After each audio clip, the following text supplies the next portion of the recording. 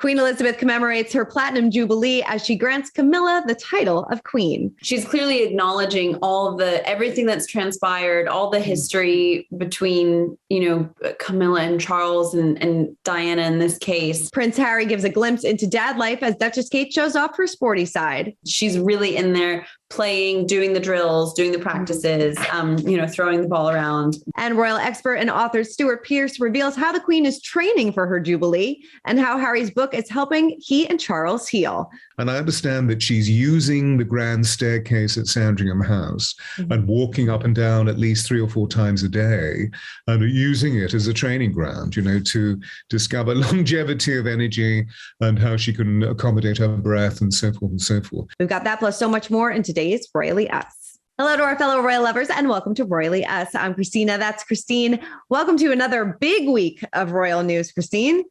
Yeah, this was some really, really big stories. I don't know that it was super busy, but just what we did see was really interesting. It's so interesting. And I can't wait to break it all down with you. But before we get to all that, let's see what you guys had to say about last week's show. Let's kick it off with Heather, who says, wow, the exhibition sounds so interesting. I will definitely be getting tickets. So interesting to hear from the photographer's perspective. I didn't realize the work that goes into taking the pictures. Yeah, it was so much fun sitting down with Sam and Zach last week to talk all about the Princess Diana exhibit and some of their favorite royal photos.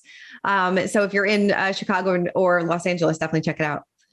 Yeah. And I actually, I heard from Zach and Sam over the week that they're hoping that the show goes international. So I'm hoping when it does open in London, I will absolutely be there. Yeah. There's some amazing photographers and amazing photographs. Next one goes to Reg, says, no matter whether you hate or love Harry and Meghan, the fact is that they are both part of the royal family. That is true. They are still part of the royal family. Yes, they're not working members of the royal family, but Harry will always be a member of the royal family. Yeah, absolutely. It's true. This will always be his family. He'll always be part of the narrative and, involved in what they're doing.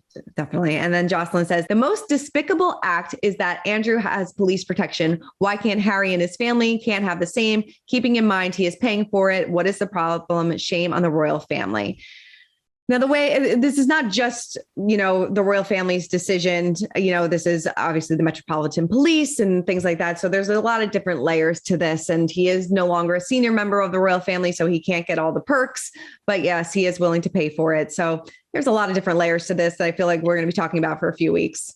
Yeah, definitely. I agree. There's so many layers and there's so many people involved and just so many cooks in the kitchen in this story. But yeah, I'll be interested to see how it plays out because I don't think this story is going away just yet. Definitely not. All right. Well, let's get to our royal roundup. And obviously the big story was Queen Elizabeth marked 70 years on the throne while spending some time at Sandringham. Gun salutes rang out on Monday to mark the official start of her Jubilee year. And in a statement released this past Saturday, the 95-year-old Queen remembered the death of her father and recalled the 7 decades of extraordinary progress that her reign has spanned. She made it clear that she intended to continue as head of state, renewing the pledge that she made on her 21st birthday to devote her entire life to the service of the UK and the Commonwealth. She also acknowledged her late husband, Prince Philip, by saying, I was blessed that in Prince Philip, I had a partner willing to carry out the role of consort and unselfishly make the sacrifices that go with it. It is a role I saw my own mother perform during my father's reign. Like we said, she marked the occasion at Sandringham and she even cracked a joke or two. So take a look at this. I thought it had to be upside down for the press. As they can see. I don't matter. It seems like she was very well celebrated this weekend. Yeah, it seems like, it was such a special occasion, but it's a bit strange because it's quite a mournful occasion. Which is why I think it's better that we do celebrate in the summer. There's all those celebrations planned. So it's kind of bittersweet because, she's mourning this day where her life changed, where her father, passed away. But it's such a momentous day in history. I mean, 70 years is just it's historic. It's incredible.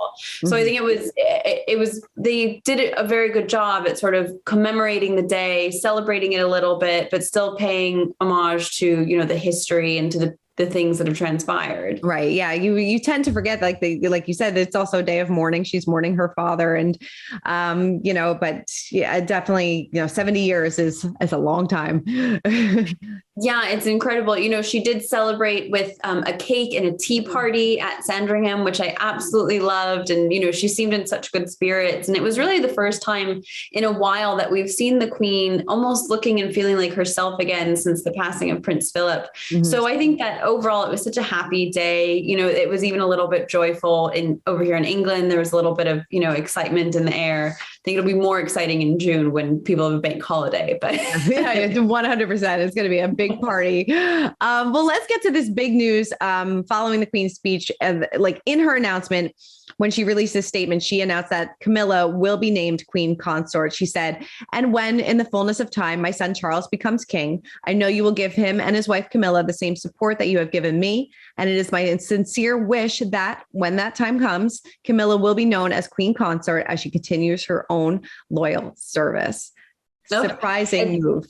It gives me chills, reading that the first time and then hearing you read it. It just gives chills in that, she's clearly acknowledging everything that's transpired, all the history between, Camilla and Charles and Diana in this case.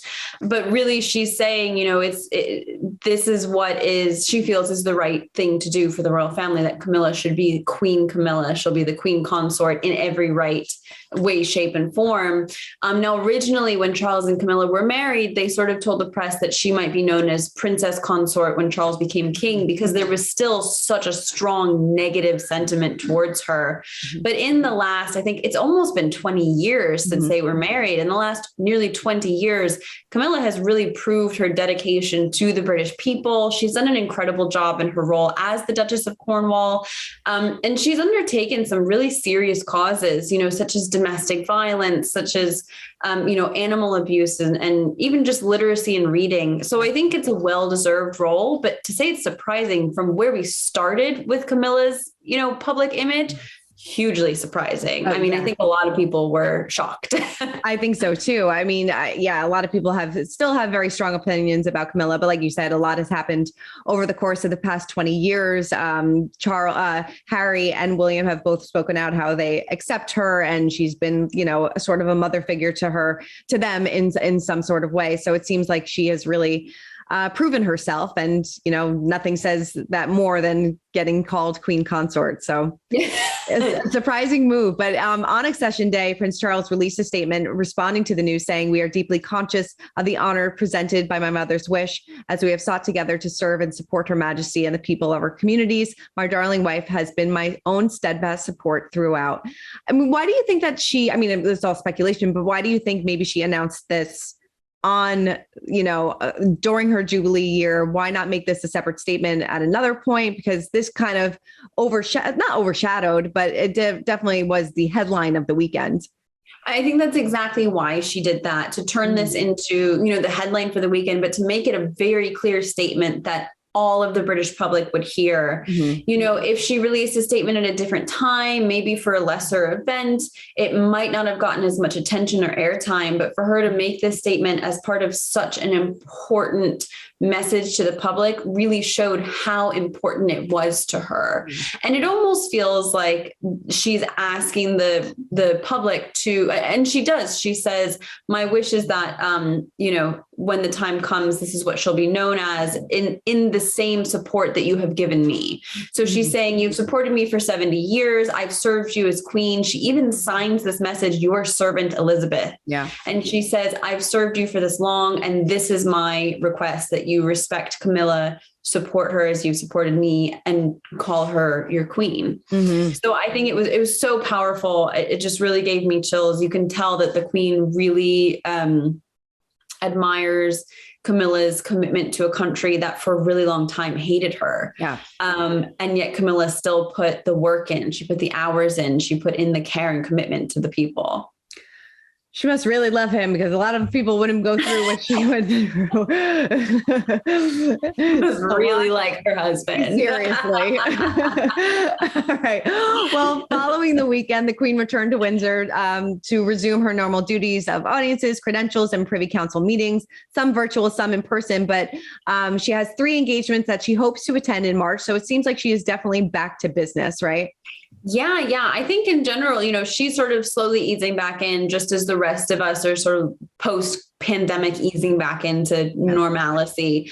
So on the schedule for March is Prince Philip's memorial service, which I think is going to give the public more of a chance to memorialize him. I think the expectation is that members of the public might be able to go to the outside the service, to see the royal family paying their respects again. So the Queen intends to be at that service. She intends to be at the Commonwealth service at Westminster Abbey, which is an annual service, kind of remembering and bringing together all of the members of the Commonwealth. That's usually a really fun service with, usually there's songs and poetry readings and things like that. It's not your traditional church service.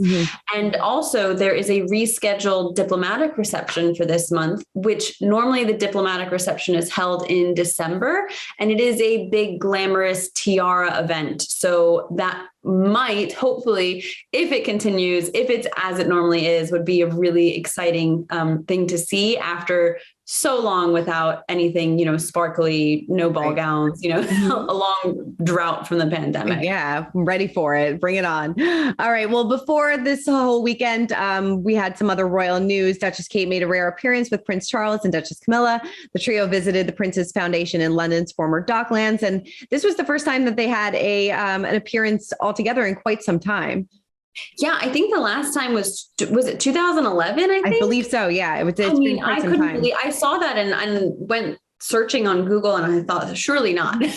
But it's been so long since the three of them have been together, but they always are quite a powerful team. They visited, or they met with brands and companies that benefit from the Prince's Foundation or the Prince's Trust, which is a really interesting organization that sort of supports small businesses exploring innovative ideas like in sustainability.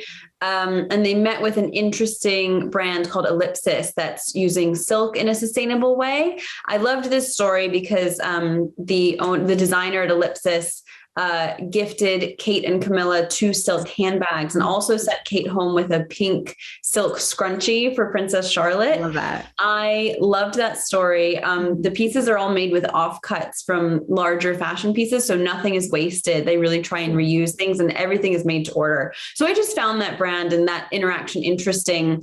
And the impact from their meeting, this brand then got tons and tons of press coverage.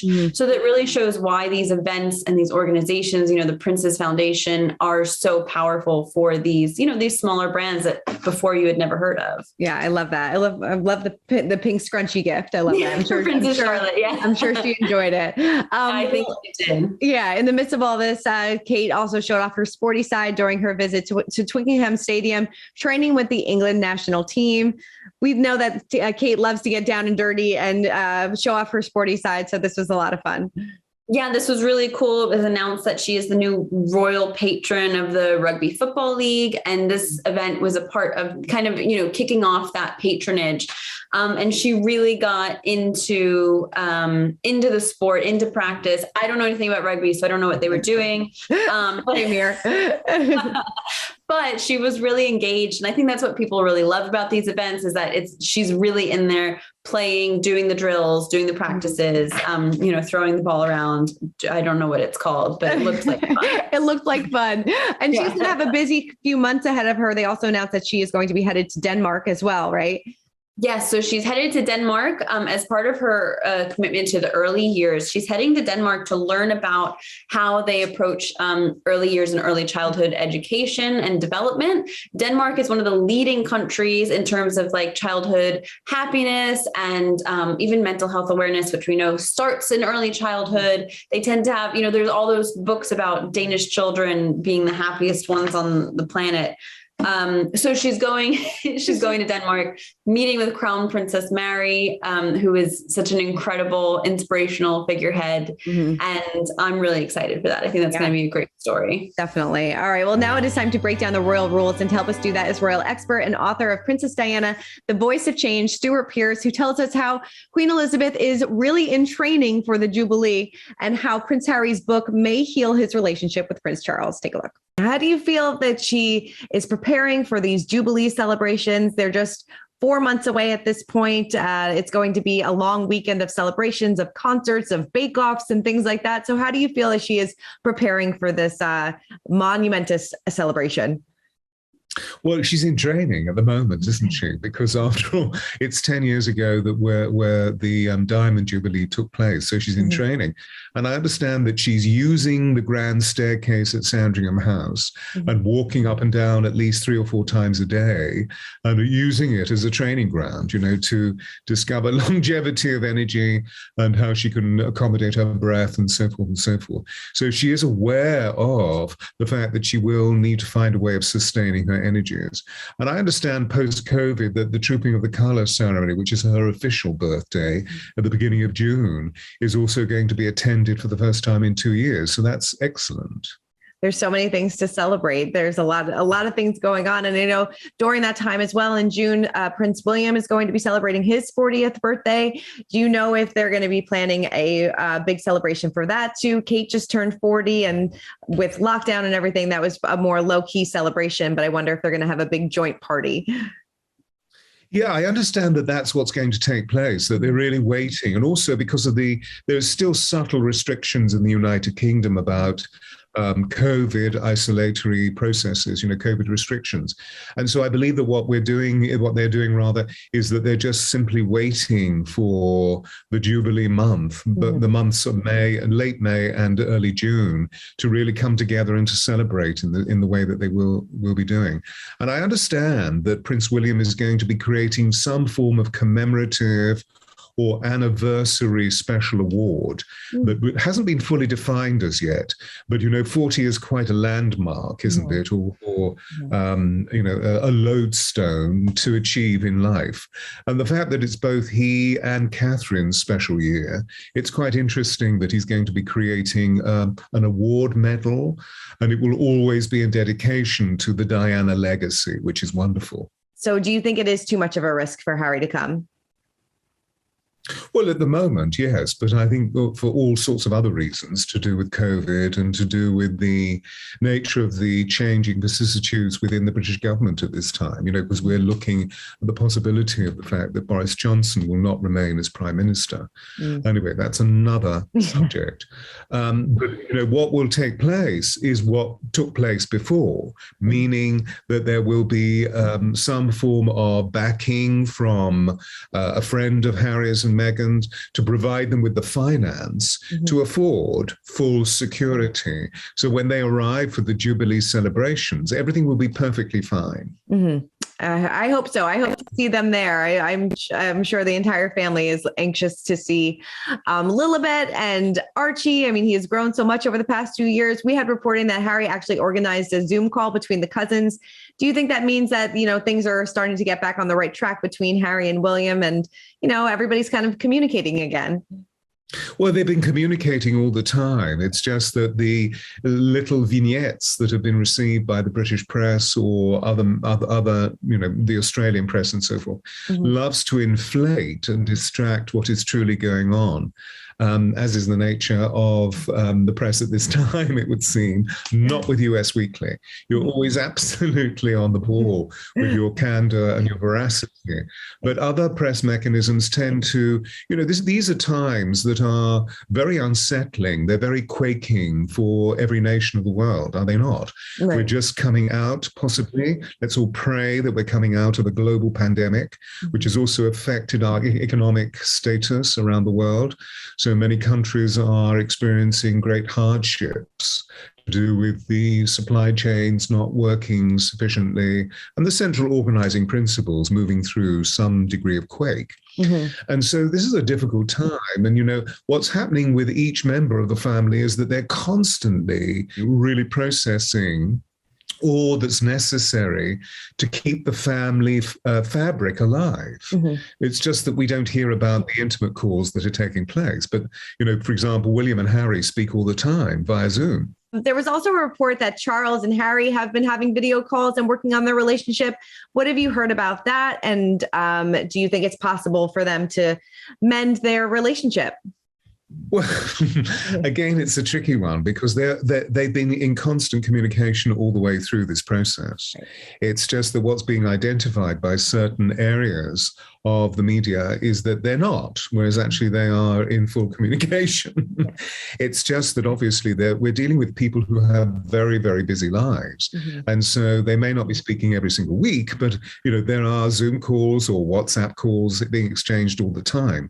So I understand that Harry is actually revealing some of the key details in confidence to his father about the pending memoir that actually will be published, as we know, towards the end of 2022.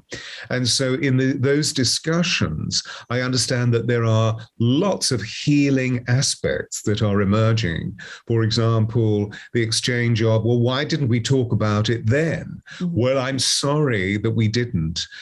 Somehow it seems that the subject was misaligned. And so I'm so glad we're talking about it now. Please forgive me if there was any misunderstanding. The fundamental aspect of our relationship is that I care about you very deeply and love you very, very intensely, et cetera, et cetera. I understand that this is what's been taking place between them. So we're really beginning to see that the more transparency we have in all of our communication processes, that we're actually beginning to see that there are changing circumstances within this family. And unfortunately, we only receive little snippets that seem to be very dramatic or detonating devices, which suggests that there's a huge earthquake taking place, whereas actually they are in communication all the time, sharing the most significant things. I mean, one of the difficulties at the moment, of course, that they're all dealing with is that how do we respond to any of the media that's coming forward and asking about Prince Andrew? Because obviously there are a series of huge question marks over Prince Andrew's process at the moment with the judiciary. And so the line that's being taken is the best thing is to remain silent. Yes. I love that the Queen is climbing stairs, getting ready for the big day. I'm all here for that. I know. I love that. I hope she's well, she's in good health and good spirits come June. Totally. Well, in our royal history moment of the week, we thought we'd actually look back at the day that Elizabeth became queen. And like we said at the top of the show, this was a day that was a sad day. I mean, she was in Kenya. She was on a trip, and that's when she got the call that her life changed. Her father died and she was going to become queen. I know, it's so amazing. She only left, I think it was 7 days before, she only left and waved goodbye to her father 7 days beforehand for a tour of the Commonwealth. So she thought she was going to be gone for 6 months. And a week later, she's flying home as the new queen. I cannot imagine the emotional toll. She was very young. She definitely thought she had, more time as the mother of her children and as just the princess to adjust to family life and adulthood and her role. And then one day you just wake up and get this call. I can't imagine. No, I can't imagine. Your whole life changing in a matter of seconds. And, she flew back to London and, that's when she began her reign. And I love this. So royals now always travel with a black outfit because when the plane landed, she hadn't brought anything black with her. She had to stay on the plane and wait for an appropriate outfit to be brought to her. Then she changed on the plane and disembarked as the Queen of England. I mean, just such a powerful moment in history. It really is. It really, really is. All right. Well, before we wrap up, let's check in on our royal kids. And Prince Harry actually gave us an inside look at his life as a dad during Better Up's Inner Workday virtual event. He said, the self-care is the first thing that drops away. I'm happy to admit that as a husband, as a dad. I think we can all relate to that self-care really kind of goes out the window sometimes when you're taking care of two little ones. Yeah, I know. It's amazing. I think it's so important that, Prince Harry has done a lot of work to destigmatize talking about your mental health, reaching out for help, talking about the struggles you're going through. So I think hearing him say, I get overwhelmed as a dad and I have to take time to myself, whether that's meditating or, just taking time out for self-care is so important. And for him to kind of destigmatize that as a man, as a dad, I think is really important and really valuable. It really is. Yeah, no, because you're right. You don't usually hear dads talk about it too much because, a lot of the weight kind of sometimes falls on the mom, but, it impacts dads as well. And so So it's nice to kind of take the time for yourself too. We're all in it together. Yeah. Yes, we are. All right. Well, Christine, thank you so much for breaking down all things royals with me as always. Yeah. Thank you so much. This was just such an emotional week, I think. It really was. It really was. And I'm sure it's going to keep on continuing. And we love to see your comments. So keep them coming and we will see you guys next week. Bye.